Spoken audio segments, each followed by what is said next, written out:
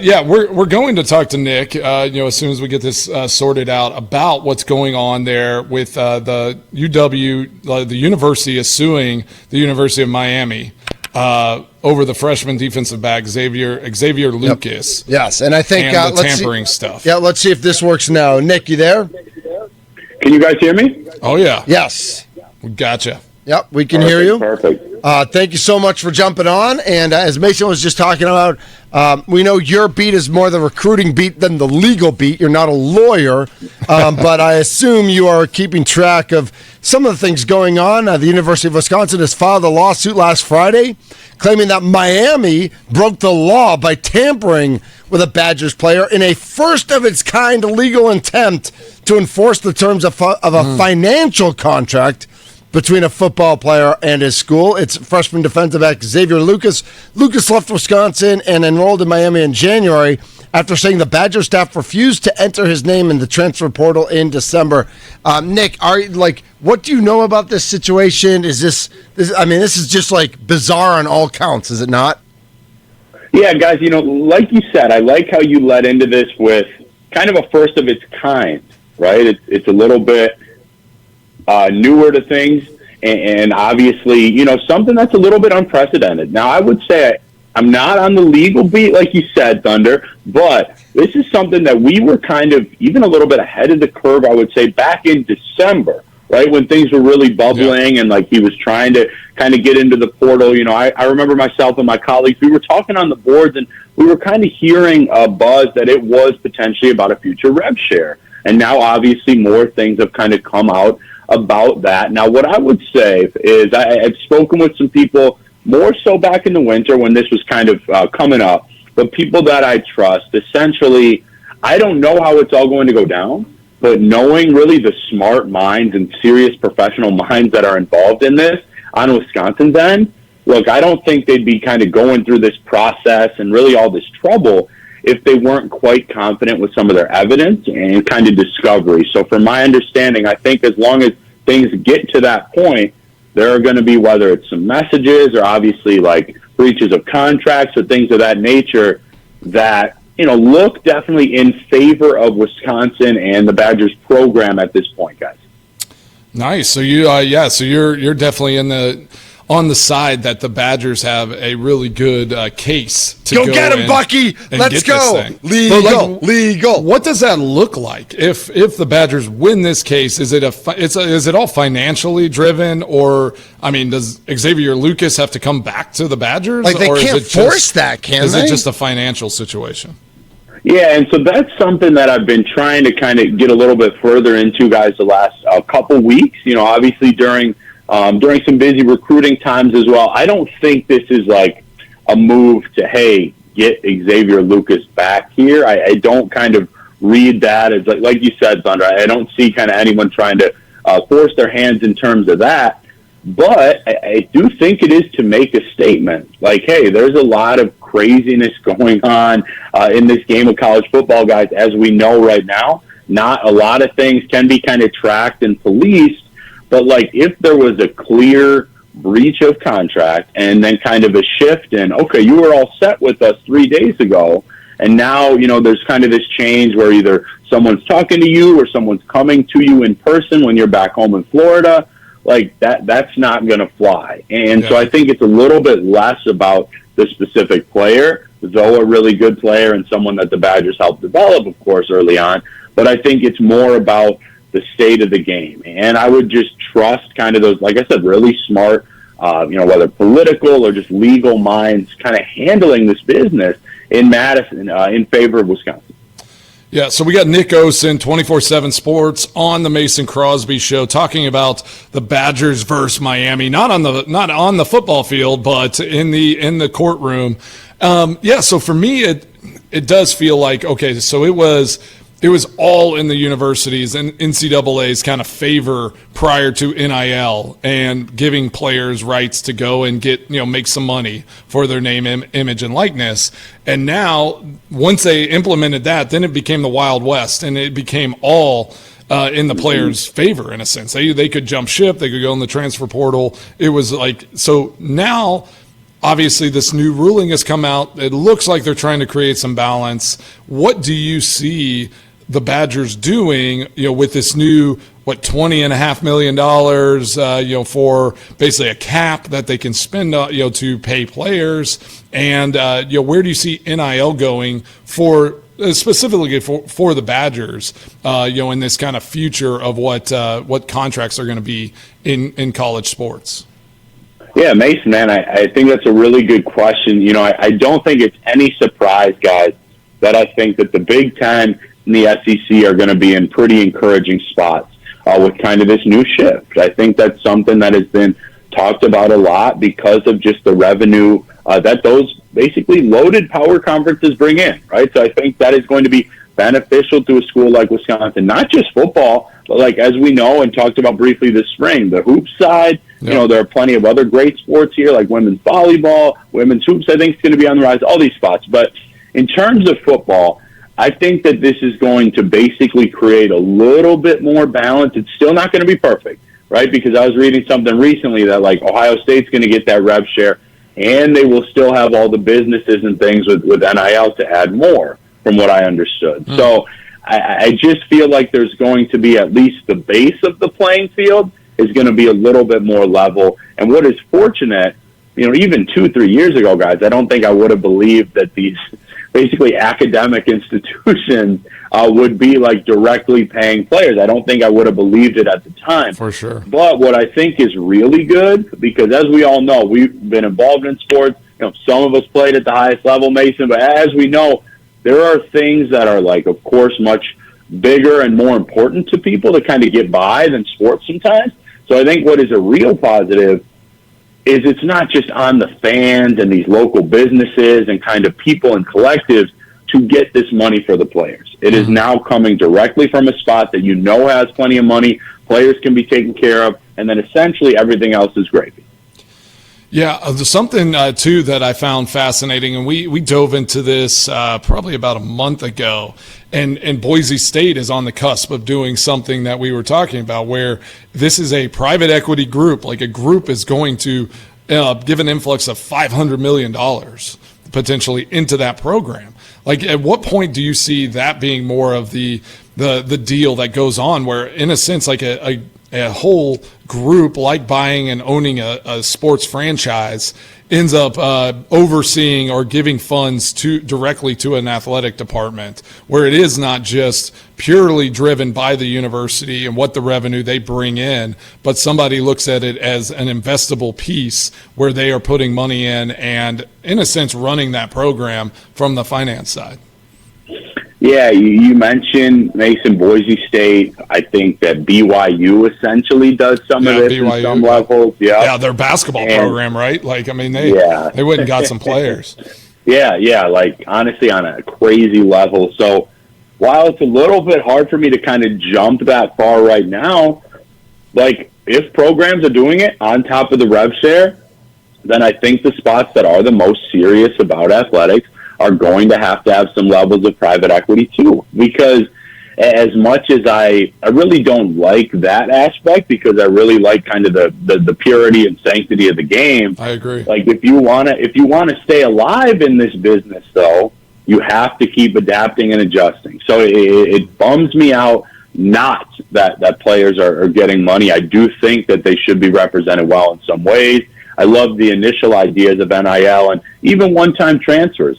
But the fact that, I was so excited to cover college sports, and now it is turning into almost at times, guys, more professional than professional sports. Yeah. Some of this stuff. There's more nuance to it, for sure. And craziness. It's and tough. chaos. Like, contracts don't mean anything. Like, at least in pro sports, like if in the NBA, if a player demands to be traded or Trey Hendrickson demands to be traded, like, there's a process that goes through. In college, if you want to transfer, you just transfer, and then you transfer again, and then like then you take the NIL money, and then you give some of it back. But like, it's so. We don't know what we don't know, I think, is what we're learning in the world of college sports. Yeah, so it's also too, like, what does that look like? Mitch said it, the contract situation. So now universities have I mean, I think the number we saw was like $20.5 million to disperse, and it's going to be, revenue shared, and it's going to be 75% for football or whatever, however they break it down. Do those contracts then, are they 4-year deals? Like if you come in as a freshman, is it a 4-year deal? And then does the university now have to make decisions on players? Like, are they going to release a player if his performance isn't, or their performance, men's and women's sports, are not up to par for what you're paying them? Like, so is that piece going to come into the equation now? Yeah, Mason, as crazy as that, again, sounds, yes. Like not yes to the first part, but in terms of cutting and adjusting contracts. I mean, you're already seeing some of that going on around college football in terms of getting to that roster cap, right? Or the potential 105, which is, again, just unbelievable, and it's going to be sad not to see as many walk-ons and great stories and things like that. But in terms of the contracts, from my understanding, I think that there are going to be a lot of 2-year deals, I think, for players early on. And then obviously there's adjustment to get pay bumps and shifted contracts and things. I mean, it's unbelievable. But I do a ton of work in recruiting, and guys, more high school recruits than you would think have agents. And it's crazy. It's unbelievable, but that is where we are sitting right now. Nick Osen, 24/7 Sports, our Wisconsin insider. I want to switch gears just for a second, Mason. I know you want to give. You could do NIL for 7 hours. I do love it. And one day, so Nick, I actually believe this. We love the Mason Crosby show here, and we love that Mason is on the air with us every day. I think one day Mason is going to be the NIL commissioner for not the NCAA. The NCAA won't exist anymore. But whatever the new organization comes up, Mason is already becoming an expert in this stuff, has strong opinions, but is also looking out for the best of our kids and our schools. And I think we need somebody like Mason who's really in charge of this stuff, running it, who's got the ear of the athletic directors, who's a former athlete, professionally and collegiate, and can really get things done, as opposed to whoever these knuckleheads who are doing things now who don't know what they're doing. So Mason, give us 2 hours every day. Do that the rest of the day. Yeah. Just do it. Just a side gig. Yeah, exactly. Just running the most complicated financial sports program in the history of the world. It's even okay if this is your side gig and that's your main thing, but keep this your side gig. But Nick, I just wanted to get into as a Badger fan and as a Badger football fan, man, Luke Fickell stinks and the football program stinks. And what's gonna is there any light at the end of the tunnel? Is recruiting any better? Is anything gonna happen, or am I just gonna be sad for the rest of my life? Man, Thunder, I think that there's definitely going to be some light. Okay, I think you guys know me a little bit well enough from hoops that I'm an optimist with things, but I will say, guys, I don't mean to go, full defender on either side, but I've seen it with my own eyes here these last 2 years. Things haven't been perfect for sure, and these guys involved in the program, of course, would say that they're not happy or accepting of what happened, especially last year. But there were a lot of changes that needed to be made. I think primarily in the recruiting aspect, as well as Thunder, really the roster, man. There have been a few stars still around, but some of the things that I've seen, again, with these players, or just certain things in terms of culture that needed to be shifted, it really did need to be done. And so just in terms of where we can kind of go further, I think this year is going to be tough in terms of the schedule. That schedule's not doing them any favors. Right. However, in terms of just sheer quality of the game and things going forward, I think you're going to see a positive shift, specifically offensively. I think you're going to see Thunder, if you're a Badgers fan, a lot more what we've kind of become used to. And then next year, as long as they handle business to an extent this year, at least getting back to that bowl game, right? Maybe picking up a marquee win, getting to around 7 wins. Then next year, I think things open up a little bit. And no question, recruiting, while it hasn't been perfect at all times this cycle, it is a little bit better right now. Nice. Hey, way to get Mitch off the ledge there. Yeah, appreciate you for that, Nick. Well, and I got to follow up just on the specifically in-state recruiting, because we have seen some in-state guys leave the state recently. Is there a focus at all on on working on keeping some of that homegrown talent really at home? Yeah, there is absolutely a focus. I've been talking about this a lot, actually, and I understand it, especially really because, hey, I love the in-state aspect, the Midwest aspect, and kind of things going forward. But sometimes I think the best players are just in other spots. It has not been perfect. I'm not saying that. Some good talent in the state has gone elsewhere sometimes that they were maybe going for, but Thunder, I would say follow the class of 2027 really, really closely. That is the best Wisconsin class in the state that I have seen, obviously in my years doing this, but I've heard probably in at least 5 or 6 years. I think there's going to be a major focus on keeping some of those guys, especially along the offensive line. I like that. Yeah, get some of those big offensive linemen back. Yeah. You love those guys, in Mace. those Badgers jerseys. Yes, yeah, exactly. So we have Nick Osen, 24/7 Sports on the Mason Crosby Show. Check him out. He, just been a good friend of the show. And on that front, because I have some questions about football, but I do want to talk about basketball for a moment, and just kind of some of the holes that they need to fill, especially on that men's basketball front. But I do also want to talk about how you're feeling about the new women's basketball coach, and what some hopes can be there. But what holes are they looking to, or have they already filled for this men's basketball program, and how that team might look here coming up for this next season? Yeah, guys, I actually think it's looking really good. I think if I had a chance, of course, you maybe want another perimeter. I'm sorry, not perimeter. Kind of post defender. Maybe like a rim runner, somebody like that type. But otherwise, I mean, this roster, scoring wise, guys, is absolutely loaded. I think that there are a lot of options, especially around the perimeter in the backcourt. You've got Nolan Winter back. You added Austin Rapp. I'm really intrigued. I mean, I remember in the spring we talked about expectations. I think that there are going to be high expectations this season, and frankly, I think that there should be, because I think that this roster is in a really, really good place, guys. I love that. Yeah. What do you think? What do you think about the new coach, the new women's basketball coach, and what can we expect for this women's basketball program coming up here this year and into the future? Do you have some optimism heading into the future there? Yeah, I think from what I've heard, she's really instilled some more good energy, and I think a little bit of shifting of the culture there, guys. So I think this year is still going to be a balance. I think the team is still going to be kind of on the come up a little bit, but one or two of the portal recruiting wins that Coach Robin Pinkton was able to get there, and just kind of bringing somebody back, a couple high school athletes as well. I'm hopeful, and I am optimistic that she will be the coach to kind of bring the Badgers back into at least fighting for NCAA tournament. We need it. There's no reason the Badgers shouldn't be in NCAA tournament contention on the women's side of things. Yeah, yep, I agree. Yeah. Let me ask you something, because when we ran this down about a month ago, when the news came out of the ruling. I guess maybe it was a little longer than that, but the ruling with the changes to NCAA and the NIL and the universities being able to pay players, there was these stories about super conferences being built, and what that's going to look like in the future. Like NCAA might not exist, and we were just like, gosh, are the Badgers, are they going to be a viable option? Will they be in this conversation? And we were kind of surprised because, Tommy, correct me if I'm wrong, they were like 9th to 11th, somewhere in that time, that frame of the most revenue for their athletic department. Yes, their athletic department was the top 15 for sure. Top 15? Yeah, top 15 for sure. I think it was 11th though.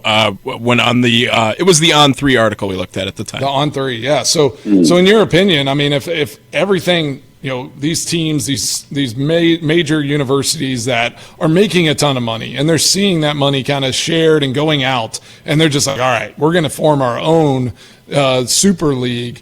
Do you feel like the Badgers are a viable option to be, involved in that conversation?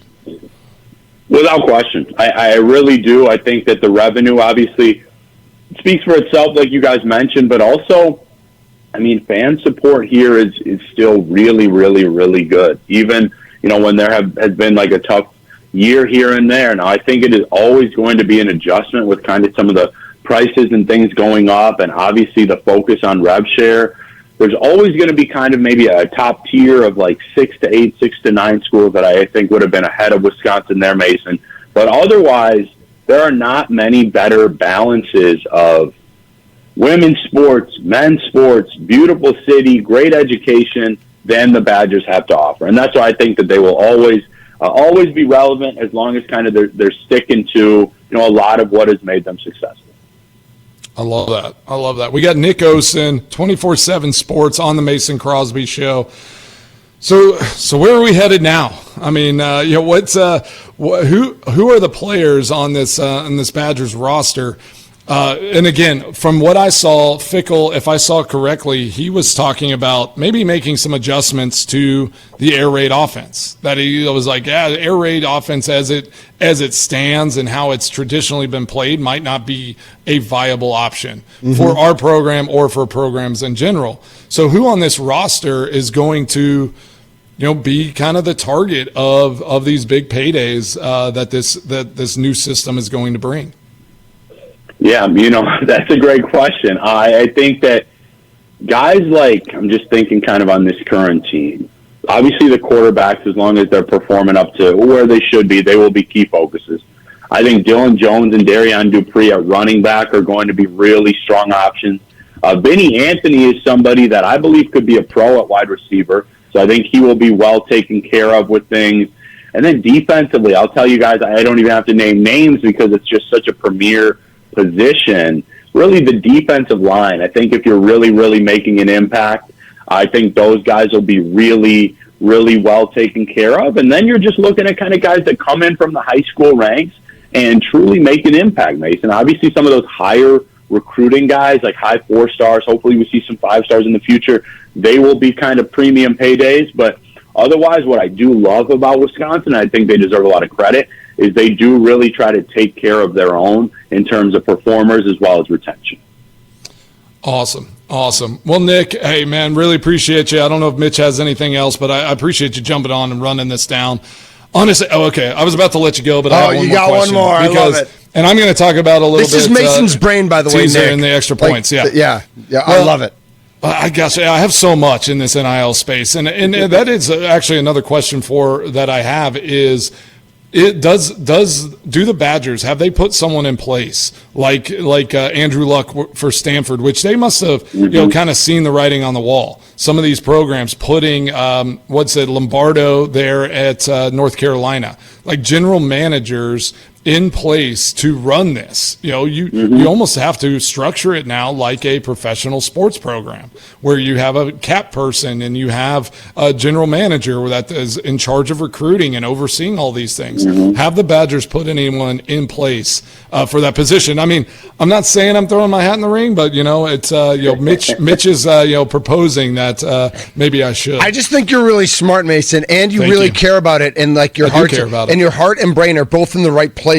Where like so many people are like trying to figure out how they can get rich. You're actually you actually care about the people and want to protect the people who need protecting. Well, I want the universities and like those programs to last and be protected, and I want the players to get their fair share, but also do it the right way for sure, and have those protections in place so it's balanced and everybody gets what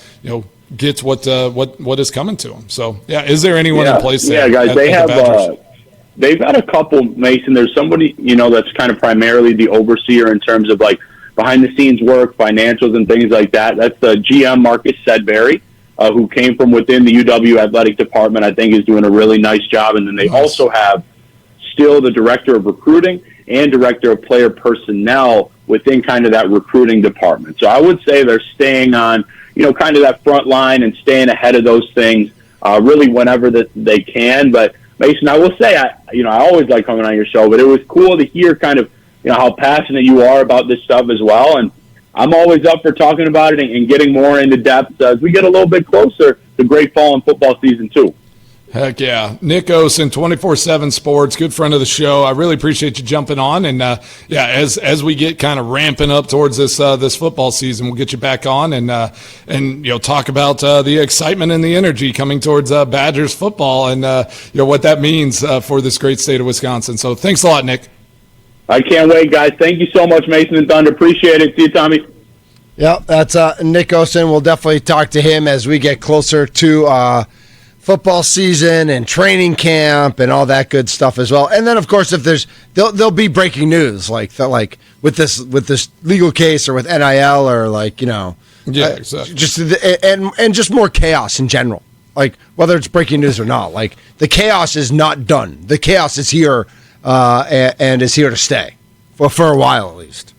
Yeah, and I'm all for a little chaos, but I definitely would love to see it settle out where all of a sudden everybody is just like, okay, we're taking a deep breath, we're figuring out what's best for the longevity of these programs, the sustainability of just having, honestly, for these athletes, I think this isn't sustainable for young athletes. No. To continue just this chaotic approach to their future in sports. So I just hope that we can find a balance where everybody can be satisfied. No one's gonna obviously, I say satisfied. We live in a world where nobody's going to be fully satisfied, right. But at least some sort of balance where everybody gets a little piece of the pie and can chase after great things. Wade versus Diener is back for year 3. Join basketball stars Dwayne Wade and Travis Diener this Friday for the Champions for Literacy celebration as they make an impact in Milwaukee and at Marquette. Tickets are on sale at wadevsdiener.givesmart.com. That's wadevsdiener.givesmart.com. Going to be a blast on Friday evening. He's Mason Crosby. I'm Mitch Nelles. We are the Mason Crosby Show, presented by Verizon, the #1 network in Milwaukee. Some Con Knipple rumors, and who are these guys?